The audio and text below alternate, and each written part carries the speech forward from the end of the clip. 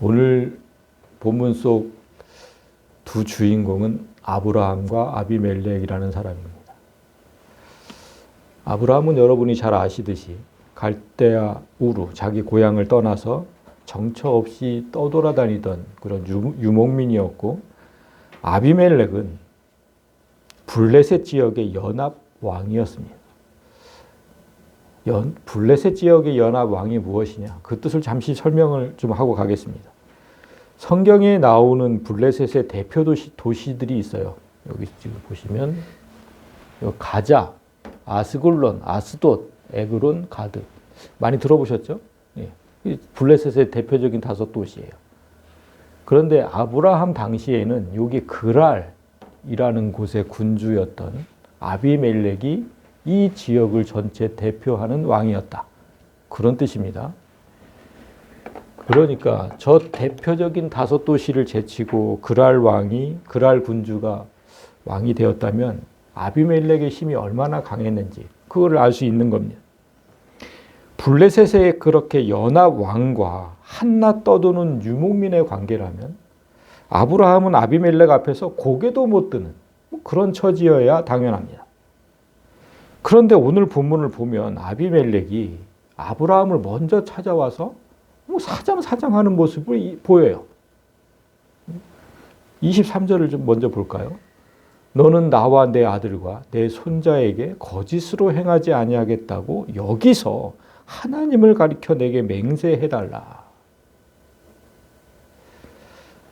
아비멜렉은 이거 나뿐만이 아니라 나의 자손들까지 그 적대적으로 대하지 않겠다고 좀 맹세해달라고 하나님 앞에서, 네가 섬기는 하나님 앞에서.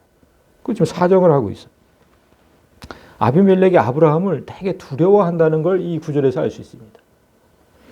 일반적으로는 이해가 되지 않는 장면이죠. 원래 화친이라는 거는 약한 쪽에서 강한 쪽에 하는 겁니다. 강한 쪽이 먼저 얘기하는 경우는 거의 없어요.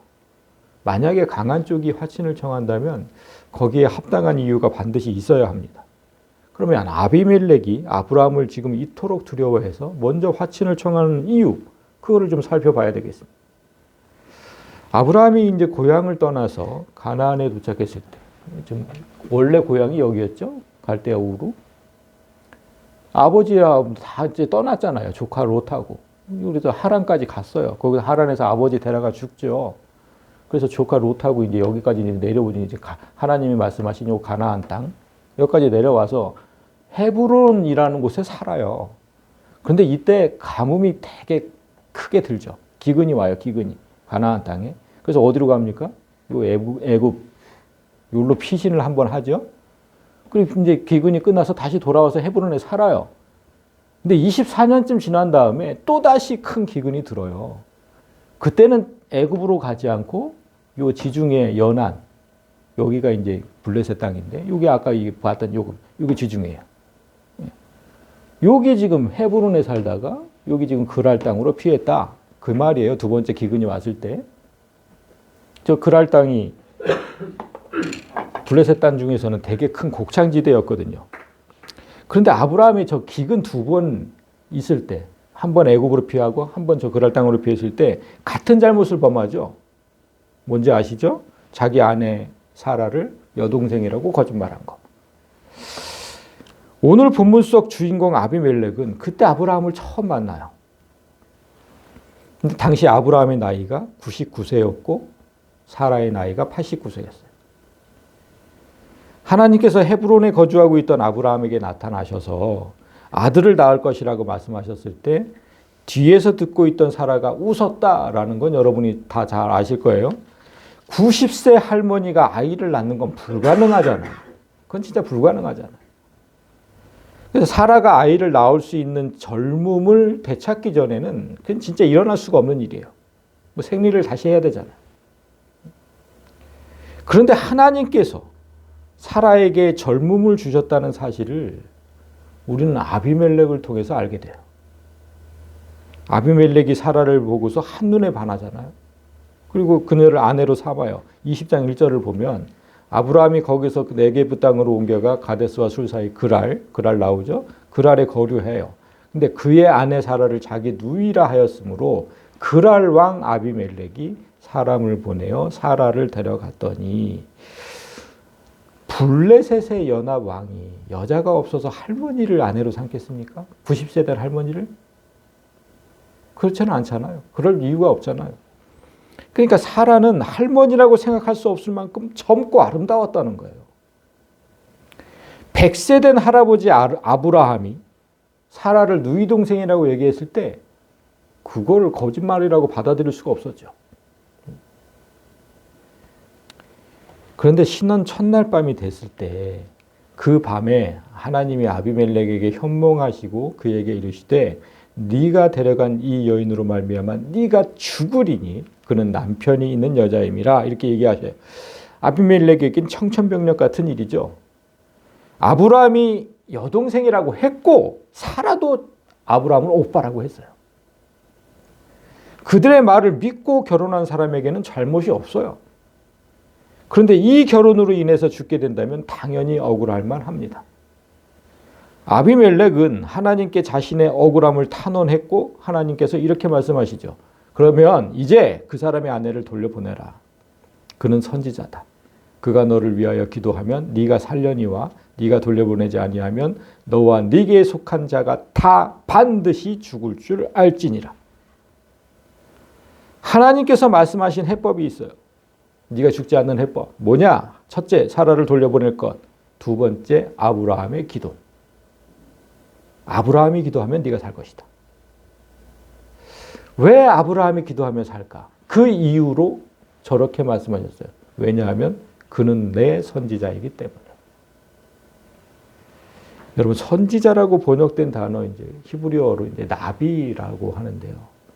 선지자라기보다는 대언자가 더 정확한 뜻입니다. 하나님의 말씀을 대신 전하는 자. 그러니까 하나님의 말씀을 듣고 그대로 전하는 자잖아요. 그러면 항상 하나님과 함께 있는 자잖아요. 하나님 말씀을 계속 들어야 되는 거예요. 진짜 대단한 사람인 거죠. 하나님의 이 말씀을 아비멜렉이 지금 들었잖아요. 이게 지금 아비멜렉이 하신 말씀.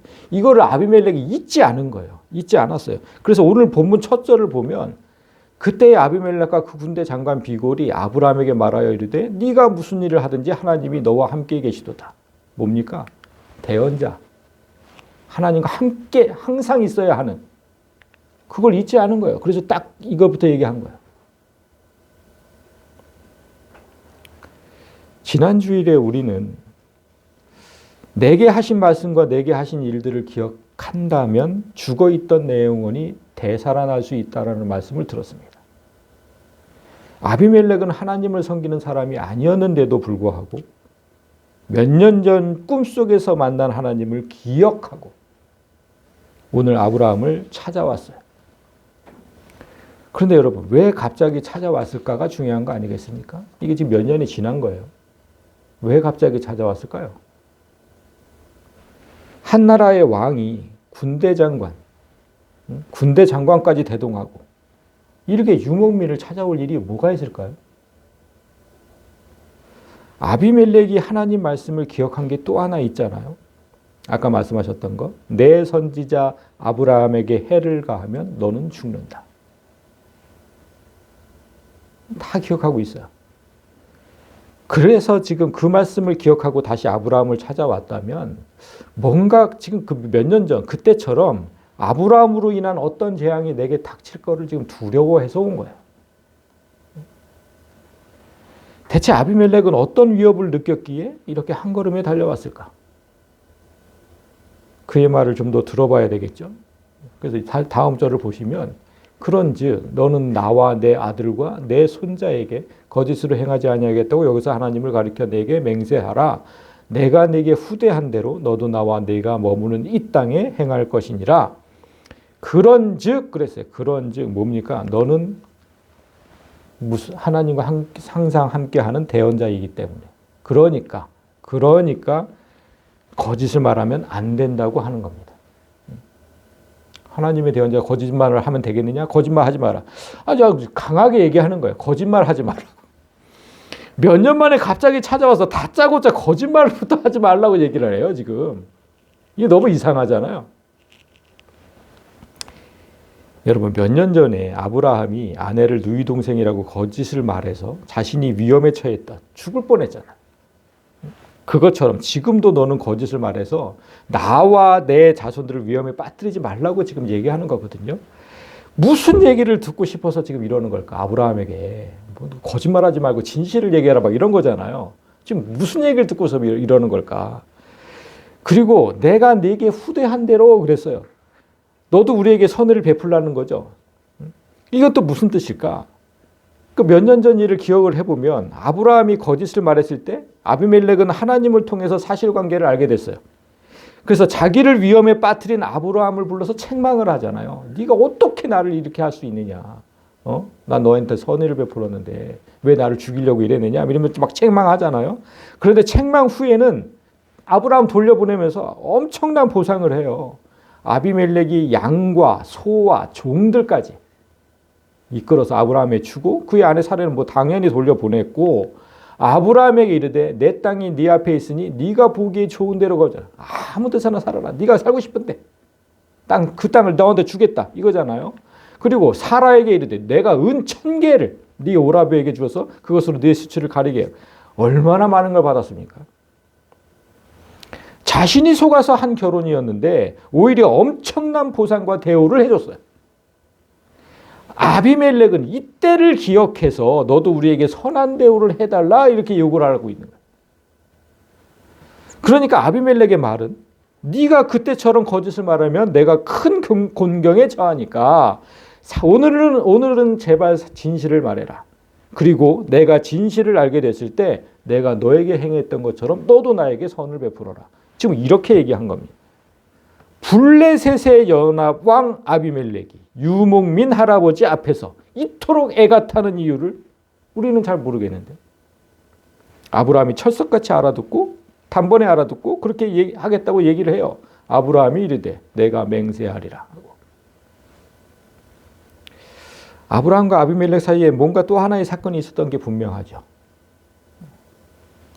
그래서 다음 절은 아비멜렉이 원하는 대로 아브라함이 이제까지 얘기하지 않고 속으로만 삭혔다. 그 얘기를 진실되게 하기 시작합니다. 아비멜렉의 종들이 아브라함의 우물을 빼앗은 일에 관하여 아브라함이 아비멜렉을 책망하며 이거였어요. 이거. 그렇게 솔직하게 얘기해달라고 한 게 이거였어요. 아브라함이 이제까지 말하지 않았던 건 아브라함이 애써 판 우물을 아비멜렉의 종들이 빼앗은 일이에요. 파놓으면 빼앗고 파놓으면 또 빼앗겼어요. 아브라함이 이 일을 아비멜렉에게 알리지 않은 이유가 뭐겠습니까? 아비멜렉의 종들이 빼앗은 거잖아요. 그러면 아비멜렉이 당연히 알고 있을 거라고 생각했죠. 몇 년 전 아비멜렉의 선의로 인해서 아브라함 가족은 그랄 땅에 살고 있었잖아요. 저 그랄 땅에. 그런데 이 일로 인해서 자꾸만 우물을 빼앗기니까 더는 그랄 땅에 살지 못하고 먼 곳으로 떠나야 했어요. 그게 어디예요? 오늘 31절에 나오는 땅. 여기 부엘사바 여기잖아요. 여기 살다가 여기까지 지금 쫓겨난 거거든요. 그러니까 아브라함은 마음이 상할 대로 상해서 저기까지 왔어요. 지금 부엘세바까지. 아비멜렉에게 마음이 상할 대로 상해서. 아니 뭐 나보고 이 땅에 살아도 뭐 어디나 차지해서 살아라. 뭐 그렇게 얘기할 때는 언제고. 이제 나를 이렇게 내쫓아? 종들을 시켜가지고. 진짜 비겁하다. 이는 진짜 마음이 상할 대로 상해서 그렇게 지금 떠나온 거예요. 그런데 아브라함의 이 말을 들은 아비멜렉이 펄쩍 뛰어요. 아비멜렉이 이르되 누가 그리하였는지 내가 알지 못한다. 너도 내게 알리지 아니하지 않지 않았느냐. 나도 듣지 못하였고 오늘에야 들은 거다. 이 한 절에 부정어가 3번이나 들어가 있어요.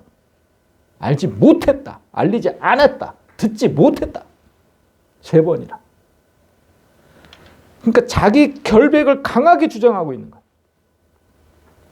마치 몇 년 전 하나님 앞에서 자기 결백을 주장하던 모습과 똑같아요. 나는 사라가 아브라함의 아내였던 사실을 알지 못했습니다. 그거랑 똑같지. 지금 나는 내 종들이 당신 우물을 빼앗은 사실을 몰랐습니다. 똑같아. 몇 년 전에는 그래도 하나님 앞이었잖아요. 그러니까 그냥 그렇게 할 수 있었는데 지금은 이렇게 유목민에 불과한 노인 앞에서 나는 몰랐으니까 믿어달라고 지금 사정을 하는 거예요. 여러분, 참 이게 이런 장면을 보면서 이런 일이 왜 일어나고 있을까? 어떻게 왕이 유목민 할아버지 앞에서 저렇게 사정을 할까? 왜 이런 일이 일어나고 있습니까? 오늘 본문의 아브라함은 100세가 넘은 노인이에요. 100세 된 노인. 왕의 종들에게 우물을 빼앗긴 힘없는 노인이잖아요. 그런데 왕이 와서 이렇게 쩔쩔매. 그리고 자기 결백을 주장하면서 선의를 베풀어 달라고 요청하고 있어요. 아브라함은 그런 왕을 책망하고 있어요. 아브라함의 아버지는 책망했다. 몇 년 전에는 아비멜렉이 아브라함을 책망했는데 바뀌었어요. 어떻게 이런 일이 있을 수 있을까? 그런데 여러분, 우리는 이미 그 정답을 알고 있죠. 이런 일이 왜 일어나는지 이거잖아요. 네가 무슨 일을 하든지 하나님이 너와 함께 계신다. 아브라함이 하나님과 함께 있기 때문에. 제가 오늘 본문을 묵상하면서 이 점을 한참 생각해 봤어요. 성경에서 애굽이란 나라가 나오잖아요. 그 애굽이란 나라는 우리가 하나님을 몰랐던 때를 의미해요. 그러니까 이 세상의 주인 노릇을 하는 그 사탄에게 매여 살던 때, 하나님을 몰랐던 때, 그게 성경 속 애굽이에요. 그런데 우리는 그 애굽에서 탈출해서 지금 광야의 교회가 된 겁니다. 하나님 도움 없이는 단 하루도 살 수 없는 광야의 교회.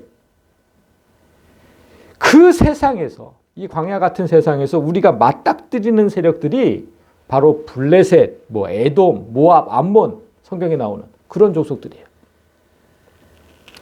오늘 본문은 그 중에서 가장 강했던 블레셋의 왕과 믿음의 조상 아브라함의 이야기잖아요.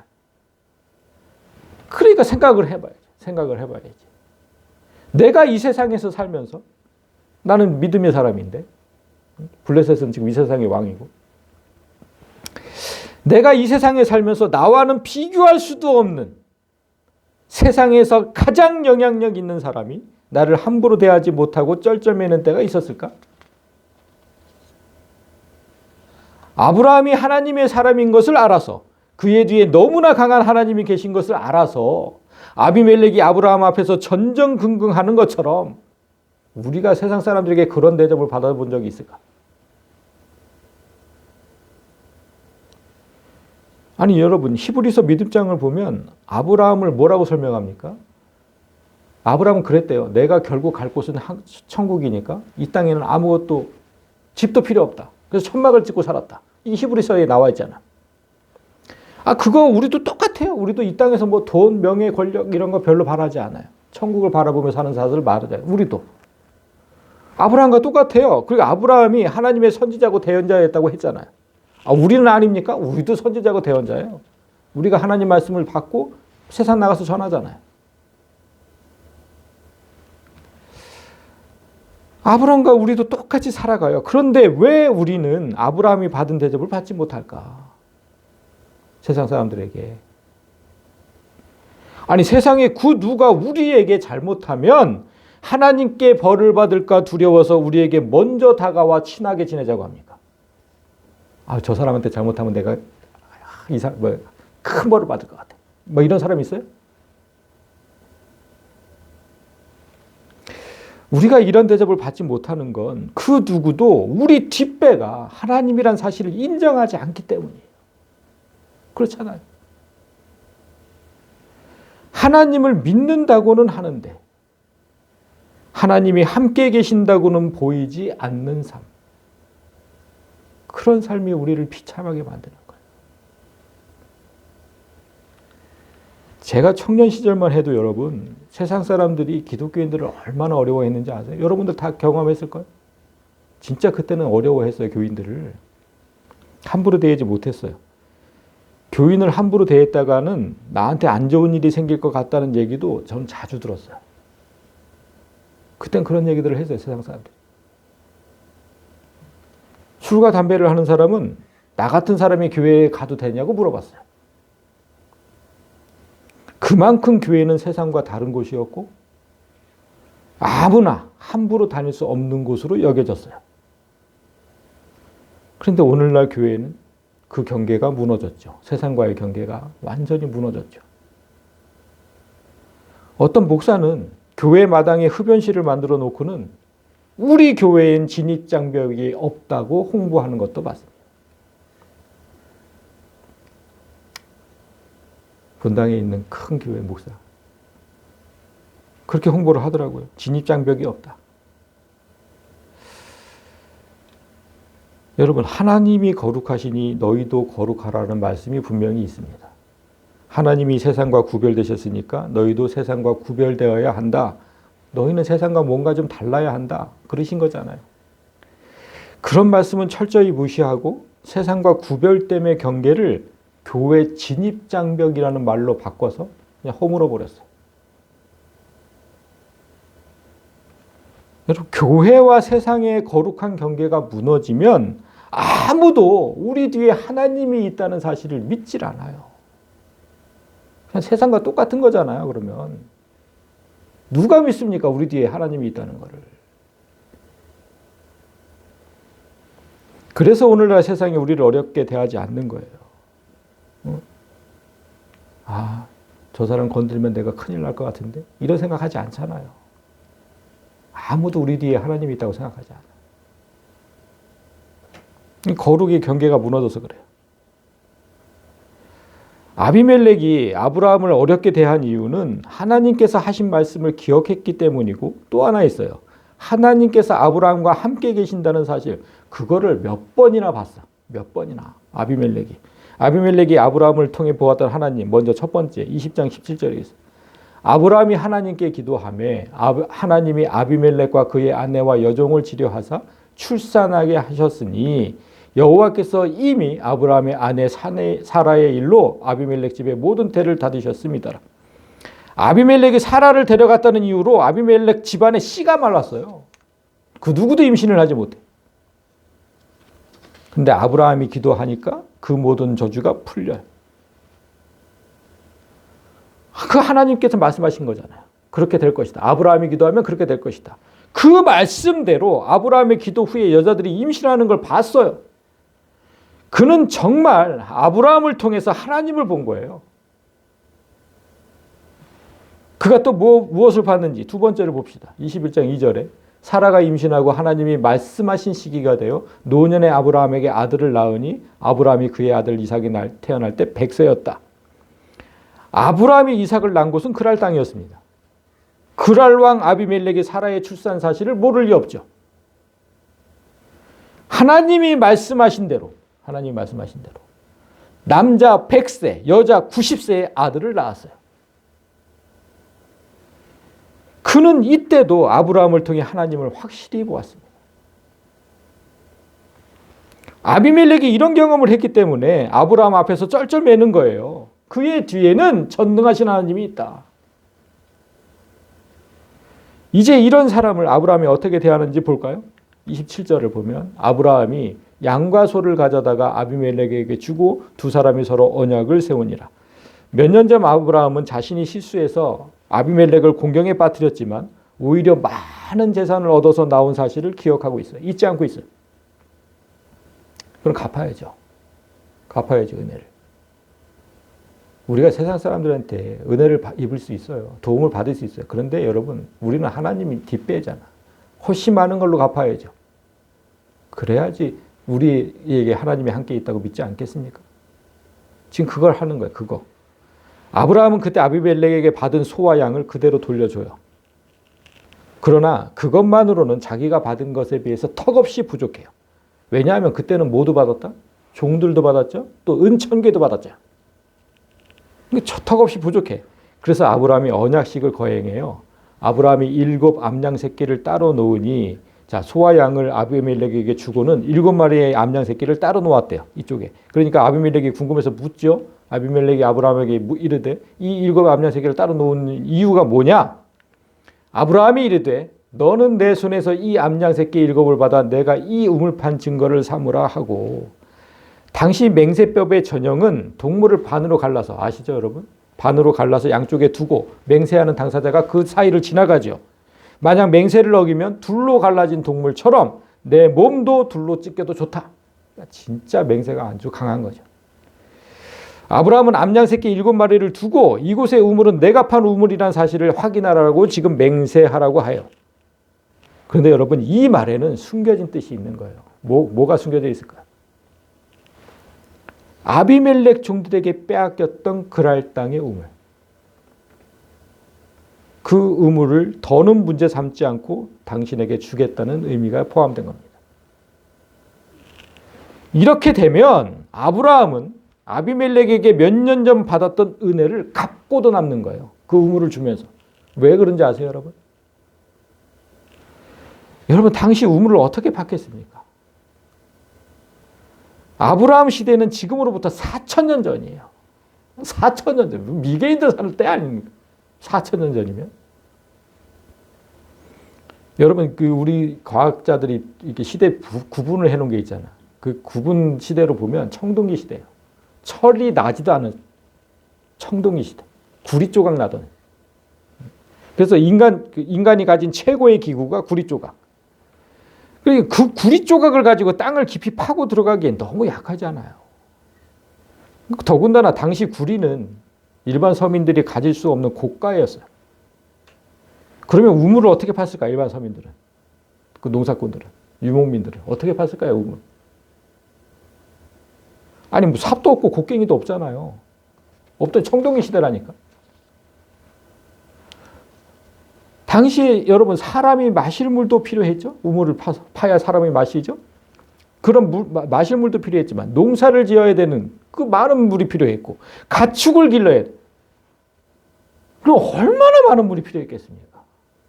그 우물을 한두 개 파야 되겠습니까? 그게? 우물을 한두 개 판다고? 그 당시 사람들에겐 필수였던 우물을 그 사람들이 뭐 아무것도 없으니까 거의 맨손으로 팠다고 해도 과언이 아니에요. 얼마나 힘들었겠습니까? 근데 거기 땅은 또 메마른 땅이에요. 광야잖아, 광야. 얼마나 깊이 파야 됐을까? 맨손으로. 땅을 판다고 또 다 물이 나오는 것도 아니잖아요. 우물을 파보신 분들은 알겠지만 다 나오지 않아요. 물줄기에 갖다 대고 파야지. 그러니까 우물 하나에 많은 사람의 생명이 달렸고 농사와 가축의 성패도 달렸는데 우물을 얻는 일이 쉽지가 않아요. 근데 아브라함은 우물만 파면 물이 솟아나와. 그걸 본 거야, 사람들이. 분명히 아브라함 뒤에 하나님이 계신 거죠. 그래, 다 뺏겼죠. 그래서 그 우물 하나가 이렇게 귀중했기 때문에 우물 하나 파면 그 땅값이 천정부지로 솟았어요. 아무 쓸모 없던 땅도 우물 하나가 있으면 땅값이 올랐어요. 당시 사람들에게 이렇게 우물은 생명의 필수 요건이자 가장 큰 재산이었어요. 따라서 아브라함이 그랄에 팠던 우물들, 그게 몇 개였는지는 성경에 기록되어 있지 않지만 그 우물들을 다 아비멜렉에게 주는 건 이전에 받았던 은혜를 갚고도 남는 겁니다. 뭐 비교할 수도 없이 더 많은 걸 준 거예요. 그리고 브엘세바의 새로 판 우물만 건들지 말라. 이렇게 지금 맹세를 한 거죠. 두 사람이 거기서 서로 맹세하였으므로 그것을 브엘세바라 이름하였다. 브엘세바는 맹세의 우물이란 뜻이에요. 맹세의 우물. 아비멜렉이 처음 와서 했던 말 있잖아요. 우리 자자손손 싸우지 말고 잘 지내자 한 말. 그 말은 그랄의 우물은 너희가 차지하고 브엘세바의 우물은 우리가 차지하고 이 언약만 잘 지키면 되는 거예요. 그래서 맹세의 우물. 그들이 브엘세바에서 언약을 세우매 아비멜렉과 군대 장관 비골은 떠나 블레셋 사람의 땅으로 돌아갔고, 아비멜렉은 처음 자신의 영토인 그랄 땅에 잘 살던 아브라함이 갑자기 무슨 이유로 그 땅을 떠나는지 궁금해서 온 거예요. 이게 지금 아브라함이 떠났다고? 왜? 이게 궁금해서 온 거예요. 자기 땅에서.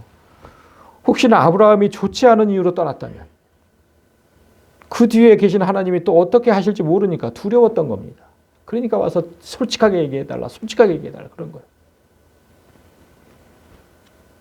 그리고 이제 일이 잘 매듭지어서 자기 땅으로 돌아갔지요. 이렇게 아비멜렉은 자기에게 큰 재앙이 올까 봐 두려워서 그러니까 자기 안위를 위해서 아브라함을 찾아왔어요. 그런데 아브라함은 그들과 달랐습니다.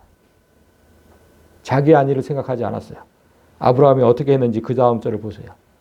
아브라함은 브엘세바에 에셀나무를 심고 거기서 영원하신 여호와의 이름을 불렀으며, 여호와의 이름을 불렀다는 건 뭐 다 아셔요. 예배를 드렸다는 거죠. 우물로 인한 분쟁이 없어졌고 이제 평안을 누리게 됐으니까 하나님께 감사의 예배를 드렸어요. 그런데 예배를 드리기 전에 아브라함이 나무 하나를 그 땅에 심었대요. 에셀나무. 여러분, 에셀나무를 보여드릴까요? 저렇게 큽니다. 저렇게 커요. 이 나무는 사막성 메마른 기후를 가진 그 가나안 남부 지역에서는 좀처럼 보기 드문 상록수예요. 그래서 아주 중요한 날이나 행사에 기념식수로 귀하게 심어진대요. 지금도. 에셀나무가 저렇게 건조한 사막 땅에서 10m 이상 큰 나무로 자랄 수 있는 것은 지하 30m까지 뿌리를 뻗어서 지하물을 흡수하기 때문이에요. 그러니까 뿌리가 엄청 깊게 내려가는 거죠. 또한 에셀나무는 여러분 저렇게 보니까 잘 모르시겠죠. 자세히 보여드릴까요? 나뭇잎이 이래요. 침엽수예요. 침엽수. 화렵수가 아니에요. 침엽수임에도 불구하고 수분을 많이 함유하고 있대요. 그래서 그 나무 밑에 가면 아주 시원하대요. 여행자들이 지금 저 에셀나무 밑에서 지금 쉬고 있어요. 오늘날에도.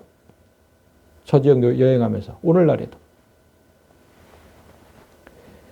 가나안 지역 여름 기온은 한낮에 40몇 도, 막 50도에 육박할 때도 있어요. 그때 에셀나무 아래에는 기온이 막 10도, 20도 밑에까지 떨어진다는 거예요. 물을 많이 함유하고 있어서. 나뭇잎이. 그래서 그 지역을 지나는 사람들에게 광야에서 만나는 에셀나무는 최고의 안식처였어요. 최고의 안식처. 이거. 근데 아브라함은 이 나무를 왜 심었을까? 여러분, 왜 심었을까요? 건조한 가나안 땅에서 에셀나무의 뿌리가 지하 30m까지 깊이 뻗어서 지하수를 끌어올리듯이 우물도 그 정도 깊이는 파야 나와요. 건조한 땅이잖아요. 30m 파야 나온다고. 에셀나무가 나뭇잎이 넓지 않은 침엽수임인데, 침엽수임에도 불구하고 시원한 그늘을 만들어서 더위에 지친 사람들에게 생명의 휴식을 제공했듯이 아브라함도 물이 귀한 메마른 광야에 우물을 파서 이곳을 지나는 사람들에게 생명과 휴식을 주길 원한 거죠. 아브라함의 이 마음을 반영했듯이 저렇게 지금 사람을 살리는 저 나무, 저 아브라함의 그 마음을 반영하듯이 오늘 본문 바로 직전에 무슨 기록이 있는지 여러분 보세요. 무슨 기록이 있습니까? 아브라함의 아들이 물이 없어서 죽을 뻔한 사건이 기록되어 있습니다. 아브라함이 여종 하갈에게서 먼저 아들을 낳죠? 사실 그게 장남이잖아요. 하갈에게서 낳은 아들 이스마엘. 그 모자가 집에서 쫓겨났을 때 일을 보십시오. 아브라함이 아침에 일찍이 일어나 떡과 물 한 부대를 가져다가 하갈의 어깨에 메워주고 그 아이를 데리고 가게 하니 하갈이 나가서 브엘세바 광야에서 방황하다. 하갈과 이스마엘 모자는 아브라함과 함께 원래는 저 그랄에서 살았는데 쫓겨나서 지금 헤매다가 저 브엘세바까지 간 거예요.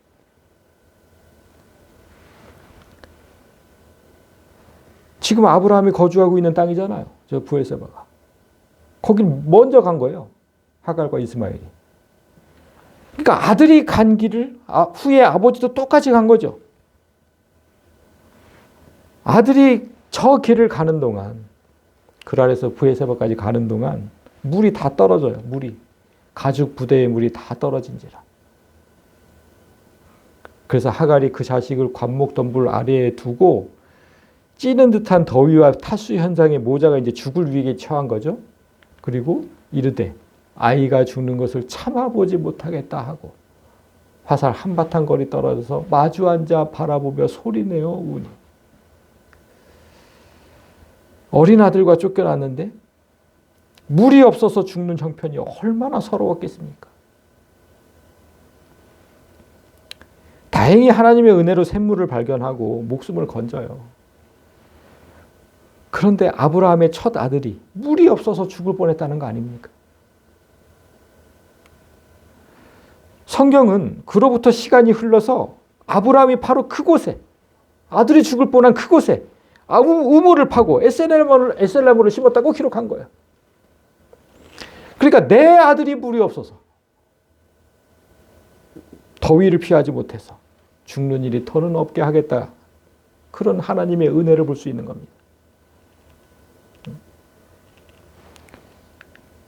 그가 블레셋 사람의 땅에서 여러 날을 지냈다. 아브라함이 물 한 방울 나지 않던 곳에 우물을 파고 쉴 곳 하나 없는 곳에 쉼터를 조성하고 사람의 생명을 살리면서 아브라함이 그 땅에서 여러 날을 살았다. 이런 뜻인데, 이렇게 오늘 본문이 끝나지만 오늘은 본문 속에 등장했던 아브라함과 아비멜렉이란 이름의 뜻을 생각하면서 말씀을 맺으려고 해요. 여러분, 먼저 아비멜렉 뜻이 뭐냐면, 여러분, 그 개인의 이름이 아니에요. 아비멜렉이 애굽의 왕을 우리 성경을 바로라고 부르죠. 그게 이제 파라오, 이제 원래는 파라오. 애굽의 왕은 누가 되든지 다 파라오라는 명칭을 가져요. 그와 똑같은 거예요. 블레셋의 왕은 누가 되든지 아비멜렉이에요. 개인의 이름이 아니에요. 그 뜻이, 그 아비멜렉의 이름의 뜻이 뭐였냐면 아버지는 왕이시다, 이런 뜻이에요. 거꾸로 왕은 곧 아버지다라는 뜻도 돼요. 그러니까 그 나라의 왕, 나는 니들 아버지야, 이런 뜻인 거죠. 근데 아브라함은 원래 아브람이란 뜻이었죠. 이름이 아브람이었죠. 근데 하나님이 바꿔주신 거잖아요. 아브라함으로. 원래 아브람이라는 이름의 뜻은 고귀한 아버지, 그래서 큰 아버지, 아주 큰 아버지. 뭐 아버지, 형 말고요. 그냥 큰 아버지, 고귀한 아버지, 이런 뜻이었어요. 근데 아브라함은 하나님께서 바꿔주신 이름은 열국의 아버지, 모든 민족의 아버지라는 뜻이잖아요. 그러니까 아비멜렉이 한 나라의 왕이고, 생각해 보세요. 한 나라의 왕이고 아버지 역할을 했어요. 그 나라에서 아버지 역할을 했어요. 그런데 아브라함은 그 나라까지도 포함한 모든 나라의 아버지예요. 그래서 넉넉하게 품어주고 용서할 수 있었던 겁니다. 우리는 믿음의 조상인 아브라함의 후손이죠. 유대인이 아브라함의 후손 아니에요, 여러분. 로마서를 보면 그거 아니라고 돼 있어요. 믿음의 조상. 우리가 아브라함의 후손이에요. 우리가 세상에 살면서 그 어떤 힘을 갖고 영향력이 있는 사람을 만나더라도 우리는 그를 포함한 모든 민족의 아버지 역할을 해야 한다는 사실을 잊으면 안 돼요. 그러니까 우리가 한 수 위인 거예요, 여러분. 대통령이 여기 와도 우리가 한 수 위인 거라고. 아버지가 어떤 존재입니까, 여러분? 아버지가 어떤 존재예요? 생명을 주는 존재예요. 여러분 다 아버지에게 생명을 받았잖아요. 생명을 주는 존재. 그래서 지난주에 부활하신 예수님께서 우리에게 하신 말씀이 바로 그거예요. 성령을 받으라. 너희가 누구의 죄든지 사하면 사하여질 것이요 누구의 죄든지 그대로 두면 그대로 있으리라. 부활하셔서 제자들에게 처음 나타나셔서 하신 말씀이잖아요. 이 말씀 왜 하셨냐? 우리는 세상 그 누구에게 생명을 줄 수도 있고 죽음을 줄 수도 있다, 그 뜻이에요. 우리 아버지 역할이라니까. 아무리 세상에서 영향력 있는 사람이라도 우리는 그 사람을 생명으로 이끌 수도 있고 그냥 내버려 둬서 죽음으로 가게 할 수도 있어요. 우리는 그런 사람이에요. 좀 자신감을 가지세요, 여러분. 뭐 세상 대단한 사람이 온다고 그렇게 난리법석을 치고 예배 시간에 용비어 찬가를 부르고, 난 창피해서 난 죽는 줄 알았어. 난 지난주 부활절 예배, 그 연합 예배 보신 분 있으세요? 여의도 순복음교회에서 했던 거? 난 우리 교단 목사라고 난 생각하고 싫어. 아무튼 하나님께서 우리에게 살릴 권세, 죽일 권세 다 주셨지만 사람을 죽도록 내버려 두면 안 되잖아요. 여러분, 오늘 우리의 조상 아브라함이 행했던 것처럼 우리도 모든 일을 포용하고 그들이 생명의 길로 갈 수 있도록 도와야 해요. 우리는 그렇게 해야죠. 죽는 사람이 없도록. 그래서 물이 없어서 갈급한 심령에게 생수와 같은 말씀도 좀 전해주시고, 그늘이 없어 쉬지 못하는 인생에게 시원한 그늘이 되어주는 그런 삶을 살았으면 좋겠습니다. 바라기는 아브라함이 생명을 살리기 위해 파두었던 브엘세바와 그곳에 심은 에셀 나무가 우리 마음에도 있기를 원합니다. 진정 우리가 브엘세바의 나무를 심는 사람이 될 수 있기를 주님의 이름으로 간절히 소망합니다.